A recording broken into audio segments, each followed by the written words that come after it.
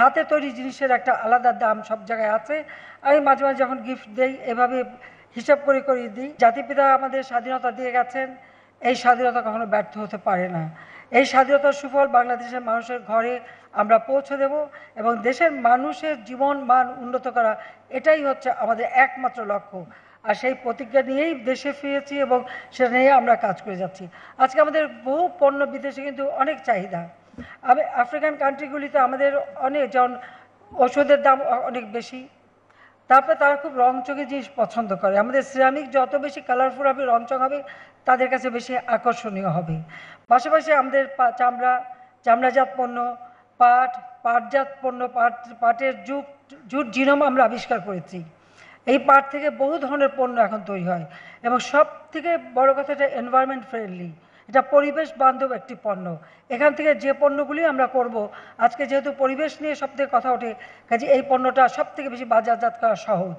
এবং পাট থেকে কিন্তু কী না তৈরি হয়, অনেক কিছুই তৈরি করা যায়, অত ডিটেলস বলতে চাইনি, কিন্তু আমরা কিন্তু পারি এবং গবেষণা করে করে সেগুলি করা হচ্ছে। পাশাপাশি আমাদের হস্তশিল্প, মানুষ কিন্তু হস্তশিল্পের দিকে আকর্ষণ বেশি, কাজে হাতে তৈরি জিনিসের একটা আলাদা দাম সব জায়গায় আছে। আমি মাঝে মাঝে যখন গিফট দেই এভাবে হিসাব করে করে দিই। আমাদের খাদ্য উৎপাদন, বাংলাদেশের মাটি সোনার মাটি, গবেষণা করলে সব কিছু করা যায়। এখন তো স্ট্রবেরিও তৈরি আমরা উৎপাদন করি, আবার টিউলিপও উৎপাদন করা শুরু করেছি। কাজে এত দূর যদি আমরা পারি, তা আমাদের এই সোনার মাটি কেন পড়ে থাকবে?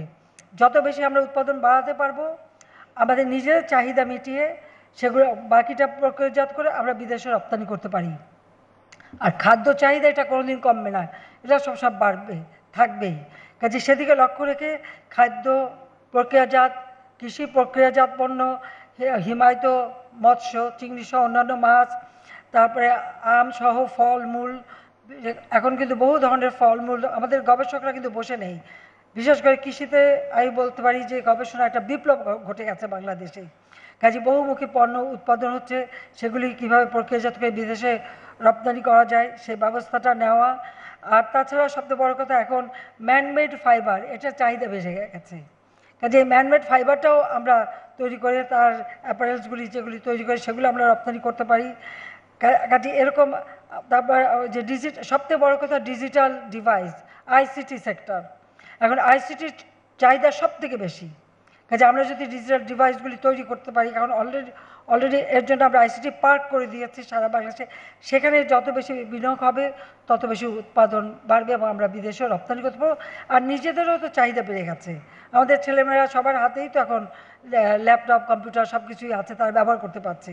কাজে সেই দিকে আমাদের বেশি নজর দেওয়া উচিত।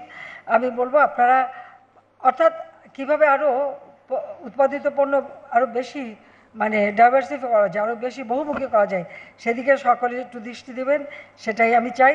সবাইকে আমি আন্তরিক ধন্যবাদ জানাচ্ছি। আমি চাই যে আমাদের এই অর্থনীতি আজকে যে আমরা অন্তত এত বাধা বিঘ্নের পরেও এগিয়ে নিয়ে যেতে পারছি, এখানেও আপনাদের একটা বিরাট সহযোগিতা দরকার।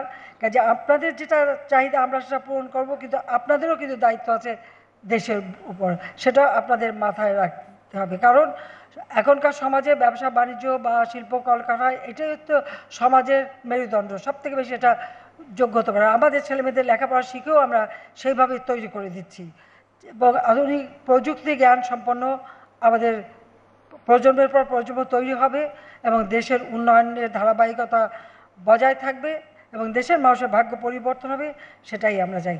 আবারও যারা পুরস্কার পেয়েছেন সবাইকে আমার আন্তরিক ধন্যবাদ জানাই। আমি আশা করি এবার কত 80 জন, 80টা দিলাম, 77, একজন তো 3টা 2টো করেছে, সেটাও তো ঠিক আছে। আগামী জন্য আরও বেশি দিতে পারি, সেই রকমভাবে তৈরি হন।